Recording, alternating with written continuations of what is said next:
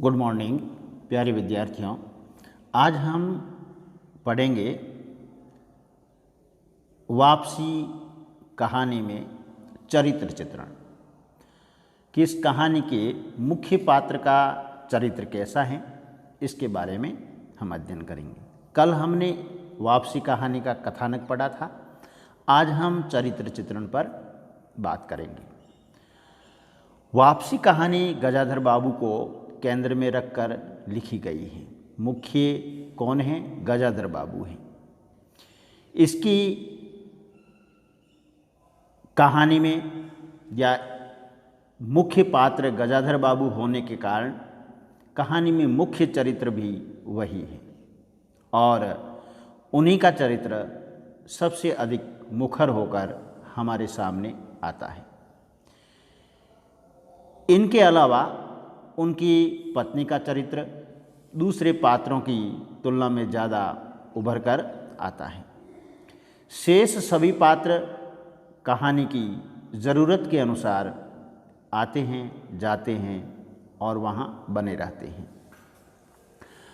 उनका चरित्र बहुत उभर कर हमारे सामने नहीं आता है। क्यों? क्योंकि वह आवश्यकता के अनुसार कहानी में आते हैं और पुनः अपने स्थान पे चले जाते हैं। लेकिन उनसे जुड़े जो भी प्रसंग सामने आते हैं उनमें उनके चरित्र की केंद्रीय विशेषताओं की पहचान हो जाती है। यानी जो चरित्र अन्य इस कहानी में संवाद लेके या किसी प्रसंग के सामने आते हैं तो वह उसकी केंद्रीय विशेषताओं की पहचान हो जाती है। अपने सीमित कलेवर के कारण कहानी में बहुत अधिक पात्र हो भी नहीं सकते हैं। यह कहानी लेखिका के शिल्प की विशेषता है कि उन्होंने कथावस्तु का गठन इस तरह किया है कि पात्रों की चारित्रिक विशेषताएं स्वतः ही उभर कर हमारे सामने आ जाती हैं। सबसे पहले हम गजाधर बाबू के व्यक्तित्व की विशेषताओं को पहचानने की कोशिश करेंगे कि गजाधर बाबू का व्यक्तित्व कैसा है। गजाधर बाबू को इस कहानी का केंद्रीय पात्र या नायक कहा जा सकता है। पूरी कहानी उन्हीं के इर्द गिर्द घूमती है।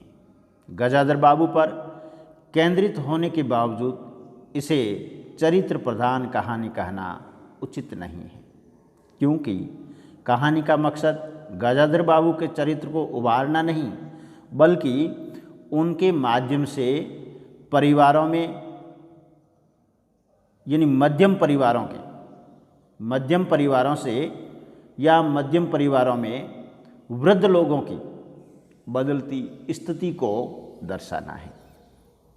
गजाधर बाबू वैसे तो घर के मुखिया हैं और परंपरागत दृष्टि से देखने पर उनकी इच्छा है और आदेश ही पूरे परिवार के लिए सर्वमान्य होने चाहिए। यानी परंपरागत दृष्टि से देखें तो गजाधर बाबू उस घर का मुखिया होने के कारण उनकी इच्छा और आदेश का पूरा परिवार पालन करे, यही उनकी इच्छा है। वह इसका प्रयत्न भी करते हैं।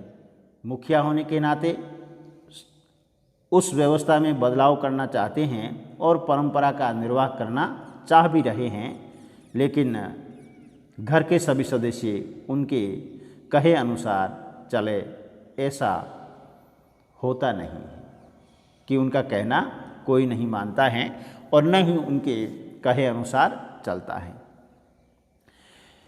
उनके इस आदेश देने की कोशिशों को घर के दूसरे सदस्य बहुत पसंद नहीं करते, बल्कि अपने अपने ढंग से उसका विरोध भी करते हैं। यानी गजाधर बाबू का कहना या उसके आदेश की पालना कोई नहीं करते हैं और वह अपने अपने ढंग से उस चीज़ का विरोध भी कर रहे हैं। यही नहीं, उनका घर में मौजूद रहना भी शेष सदस्यों को अखरने लगता है। कहानी यह स्पष्ट नहीं करती कि पत्नी और बच्चों का बदला हुआ व्यवहार किस वजह से है, कि वह क्यों इस प्रकार का व्यवहार हैं गजाधर बाबू के साथ में कर रहे हैं, उनका बदला हुआ व्यवहार किस वजह से हैं, ये कहानीकार स्पष्ट नहीं करता है। अपने परिवार से दूर रहने के कारण या परिवार के बदलते ढांचे के कारण, यानी विरोध किस कारण है, कि इतने साल वह अपने परिवार से दूर रहा इस कारण, या फिर परिवार का वो ढांचा बदलना चाह रहे हैं इस कारण। इसका अर्थ यह नहीं लगाया जाना चाहिए कि गजाधर बाबू कठोर प्रवृत्ति के व्यक्ति थे, कि इससे अपन ये तो नहीं कह सकते हैं कि गजाधर बाबू हैं सिद्धांतवादी थे या कठोर प्रवृत्ति के व्यक्ति थे। वे हृदय और संवेदनशील व्यक्ति थे, वो बड़े सहृदय व्यक्ति थे और संवेदनशील व्यक्ति हैं। अपने घर परिवार के सदस्यों के प्रति ही नहीं, उनके संपर्क में आने वाले दूसरे लोगों के प्रति भी वे बड़े स्नेह भाव से रहते हैं। गणेश जी का उदाहरण हमारे सामने है, जिसको वे बहुत ही प्रेम से याद करते हैं।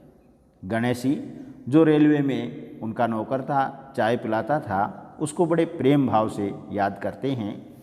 अपनी पत्नी के प्रति भी उनके मन में गहरा लगाव है और नौकरी से रिटायर्ड होने के बाद जल्दी से जल्दी घर पहुंचने की इच्छा के पीछे अपनी पत्नी के प्रति उनका यह लगाव भी है। पत्नी को लेकर कई मधुर स्मृतियां उनके मन में बसी हुई हैं। अपने बच्चों के प्रति भी स्नेह का भाव उनके मन में रहता है।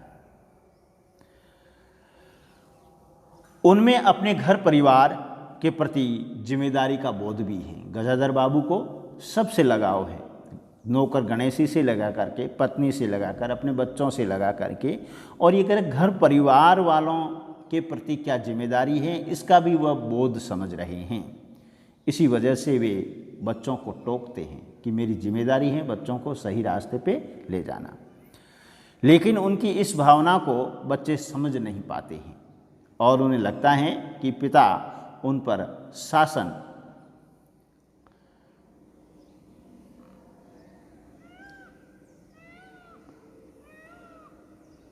चलाने की कोशिश कर रहे हैं। बच्चों को लगता है कि पिताजी हैं वह हमारे ऊपर शासन करने की कोशिश कर रहे हैं। माता पिता और बच्चों में जिस तरह का संवाद होना चाहिए उसका अभाव भी नज़र आता है। जिस प्रकार से माँ बाप का व्यवहार होता है, आपस में संवाद होते हैं, उस प्रकार का संवाद वो करना चाहते हैं, लेकिन उनको इस संवाद का अभाव सा नज़र आता है। उनकी बेटी बसंती का उदाहरण लिया जा सकता है कि अपनी पत्नी के काम के बोझ को हल्का करने के इरादे से जब वे यह फरमान जारी करते हैं कि सुबह का खाना बहू बनाएगी और शाम का खाना बसंती, तो बसंती यह कहते हुए विरोध करती हैं कि उसे कॉलेज भी जाना होता है, लेकिन पिता बेटी को समझाते हुए तर्क देते हैं, तुम सवेरे पढ़ लिया करो, तुम्हारी माँ बुढ़ी हुई हैं, उनके शरीर में अब वह शक्ति नहीं बची, तुम हो, तुम्हारी भाभी हैं, दोनों मिलकर काम में हाथ बढ़ाना चाहिए। अब इस प्रकार का जब गजाधर बाबू बच्चों को कहते हैं तो बच्चों को बिल्कुल अच्छा नहीं लगता है, उनको अखरने लगता है, क्योंकि रिटायर्ड से पहले ये परिवार सौतन उन्मुक्त भाव से रहा है, तब अब उनको इस प्रकार से रोकना टोकना वह उनको अच्छा नहीं लगता है। लेकिन बात यहीं ख़त्म नहीं होती कि इस प्रकार से नहीं है कि गजाधर बाबू ने कह दिया और बच्चों ने कहना मान लिया, यहाँ आकर के बात खत्म नहीं होती है। माँ की नज़रों में बसंती का काम से जी चुराने के पीछे मुख्य कारण अपनी सहेली शीला के यहाँ जाना है। अब ये कह रहे हैं कि माँ कहती हैं कि यह काम से जी चुराती है और अपनी सहेली जो शीला हैं उसके घर में जा कर के बातें करना और खेलना यही काम रह गया है। जहाँ उन्हीं के अनुसार बड़े बड़े लड़के हैं, यानी शीला के वहाँ उसके भाई हैं, बड़े लड़के हैं उसी की उम्र के। एक पिता के लिए यह कथन निश्चय ही चिंता का विषय है। अब ये कह रहे हैं कि बड़े बच्चों के साथ खेलना शीला का और घर वालों का कहना नहीं मानना, तो ये कह रहे हैं कि यह एक पिता के लिए निश्चय ही एक चिंता का विषय बन जाता है। एक कुंवारी लड़की ऐसे घर में बार बार आए जाए जहाँ जवान लड़के हो तो इसका चिंतित होना स्वाभाविक है। और इसी वजह से वह जब एक दिन बसंती को शीला के घर जाने या जाते हुए देखते हैं तो उसे जाने से रोक देते हैं कि तुझे वहाँ नहीं जाना है। बेटी नाराज़ हो जाती है और वह खाना पीना छोड़ देती हैं। शीला नाराज़ हो जाती है, क्या बसंती नाराज़ हो जाती हैं और वह खाना पीना छोड़ देती है। बेटी की इस तरह रूठ जाने से माँ दुखी हो जाती है। बसंती रूठती हैं तो माँ जो हैं दुखी होने लगती हैं और वह इसके लिए अपने पति को दोषी मानती हैं। और माँ जो हैं वह किसको दोषी मान रही हैं? गजाधर बाबू को दोषी मानती हैं। क्या कह दिया बसंती कि तुमने बसंती से क्या कहा? शाम से मुंह लपेटे पड़ी हैं, शाम से ही वह मुंह ढके हुए सोई हुई हैं, खाना भी नहीं खाया है। यह पूरा घटनाक्रम गजाधर बाबू के व्यक्तित्व की दो कमजोरियों को इंगित करता है। अब ये कह रहे हैं ये जो घटनाक्रम चल रहा है परिवार में, ये गजाधर बाबू की बहुत बड़ी दो कमजोरियों को इंगित करता है। गजाधर बाबू का जीवन संबंधी नज़रिया परंपरावादी है। पहला तो ये है कि गजाधर बाबू जो हैं परंपरावादी थे, उनके जीने का नज़रिया जो है परंपरागत है। उनका यह मानना है कि स्त्रियों का कर्तव्य घर में रहना और घर के काम में हाथ बटाना है। पहली बात उनका यही कहना है कि स्त्रियों का घर में रहना और घर के काम में हाथ बटाना यही उनका कर्तव्य है। पढ़ाई उनके लिए इतनी ज़रूरी नहीं है। अब अगर घर का काम आवश्यक है, पढ़ाई उनके लिए इतनी ज़रूरी नहीं है। उनको ज़्यादा स्वतंत्रता देना भी उचित नहीं है। यही नज़रिया उनकी पत्नी का भी है और इसी कारण वह अपने पति से शिकायत भी करती हैं। पत्नी का भी वही नज़रिया है, पति का भी वही है, इसलिए वह पति से शिकायत भी करती हैं। लेकिन उसने बदली हुई परिस्थितियों के साथ अपने को एडजस्ट भी कर लिया है। किसने? पत्नी ने। कि जो घर में परिस्थितियां बदली हैं उसके अनुसार वह ढल भी गई है, अपने आप को एडजस्ट भी उसने कर लिया है। जबकि पिता में वैसा लचीलापन नहीं है। अब गजाधर बाबू जो हैं उन बच्चों के अकॉर्डिंग बदलना संभव नहीं है। ऐसा लचीलापन उनके स्वभाव में नहीं है जो एक पिता में होना चाहिए। कम से कम जवान बच्चों के साथ वह सिर्फ आदेश द्वारा अपनी बातें नहीं मनवा सकते हैं। अब ये कह रहे हैं कि वह आदेश से अपने जवान बच्चों को बात मनाने में असमर्थ रहते हैं और मनवा भी नहीं सकते हैं। विडंबना यह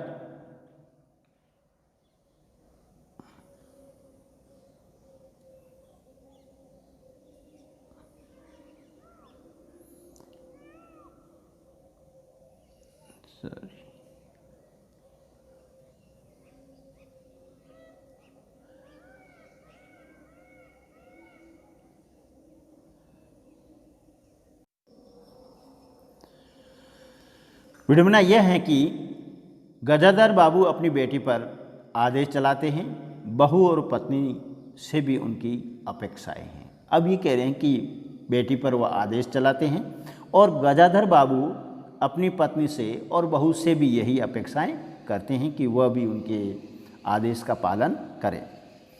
लेकिन बेटों को वे कुछ नहीं कहते हैं, लेकिन जो बेटे हैं उनको वह कुछ नहीं कह सकते हैं। बसंती के बनाए खाने पर छोटा बेटा यह टिप्पणी करते हुए खाना छोड़कर उठ जाता है कि मैं ऐसा खाना नहीं खा सकता। बसंती ने खाना बनाया है, रोटियां जल गई हैं, खाना खराब हो गया है। अब ये कह रहे हैं कि मैं ऐसा खाना नहीं खा सकता। लेकिन बेटे के ऐसे व्यवहार पर गजाधर बाबू उसे कुछ नहीं कहते हैं। बेटी की ही शिकायत पत्नी से करते हैं, बार बार बसंती की ही शिकायत करते हैं, बेटों की नहीं, कि इतनी बड़ी लड़की हो गई है और उसे खाना बनाने तक का सरूर नहीं है। अब ये कह रहे हैं कि बड़ी बच्ची हो गई है और अभी तक इसको खाना भी नहीं बनाना आ रहा है, खाना बनाने का तरीका भी नहीं है। बेटे और बेटी के बीच फर्क करने का जो रूढ़िवादी नज़रिया है वह गजाधर बाबू के पूरे व्यवहार में झलकता है। अब ये कह रहे हैं कि लड़का और लड़की में जो भेद होता है वह रूढ़िवादी नज़रिया जो इनके व्यवहार में झलकता नजर आता है। गजाधर बाबू के अलावा जिन पात्रों का उल्लेख कहानी में आता है वे सभी गजाधर बाबू के माध्यम से ही हमारे सामने प्रकट होते हैं। उनकी पत्नी, उनके बच्चे, उनका नौकर, ये सभी कहानी की परिधि में चक्कर लगाते रहते हैं। कहानी के केंद्र में जो गजाधर बाबू ही बने रहते हैं। गजाधर बाबू की तरह उनकी पत्नी भी परंपरावादी हैं, लेकिन पति से अलग अपने बच्चों के साथ रहने की स्वाभाविक प्रतीत नहीं होता है। अब ये कह रहे हैं कि है तो वैसी, लेकिन वह बच्चों के साथ रहने की उनकी लंबी आदत है और अपने पति से कुछ हद तक उदासीन बनी रहती हैं। ऐसा होना बहुत स्वाभाविक प्रतीत नहीं होता है। इसी तरह कहानी में बच्चों द्वारा पिता को एक अवांछित मेहमान की तरह देखना भी अति रंजनात्मकपूर्ण लगता है। अब ये कह रहे हैं कि बच्चे गजाधर बाबू को एक मेहमान की तरह देखने हैं। अब ये कह रहे हैं कि यह जो प्रक्रिया है, देखने का नज़रिया है, वह अति रंजनापूर्ण लगता है। ऐसा प्रतीत होता है कि कहानीकार की सहानुभूति सिर्फ गजाधर बाबू के प्रति है, शेष पात्रों को समझने का प्रयास नहीं दिखाई देता है। ऐसा लग रहा है कि कहानीकार उषा प्रियोदा की जो संवेदना है वो गजाधर बाबू के साथ में जुड़ी हुई है, अन्य जो पात्र हैं उनके साथ में उनकी संवेदना नहीं दिखाई देती हैं। शेष पात्रों की चरित्रगत विशेषताएं कहानी से इसी रूप में आती हैं कि स्वयं गजाधर बाबू उन्हें किस तरह से देखते हैं। और फिर कह रहे हैं कि अन्य चरित्र जो हैं उनकी चरित्र की विशेषता इस बात से स्पष्ट होती हैं कि गजाधर बाबू उनको किस नज़रिए से देखते हैं। तो प्यारे विद्यार्थियों, आज हम इस वापसी कहानी के मुख्य पात्र गजाधर बाबू के चरित्र का अध्ययन कर रहे थे और हमने पहले कथानक पढ़ लिया है, आज चरित्र चित्रण पढ़ लेंगे और कल जो है हम इसके अन्य जो बिंदु रहते हैं कहानी के उन पर जिक्र करेंगे। आपको मेरा ये विवेचन कैसा लगा? आप हमारे इस YouTube चैनल पे कमेंट कीजिए, लाइक कीजिए और शेयर कीजिए। धन्यवाद।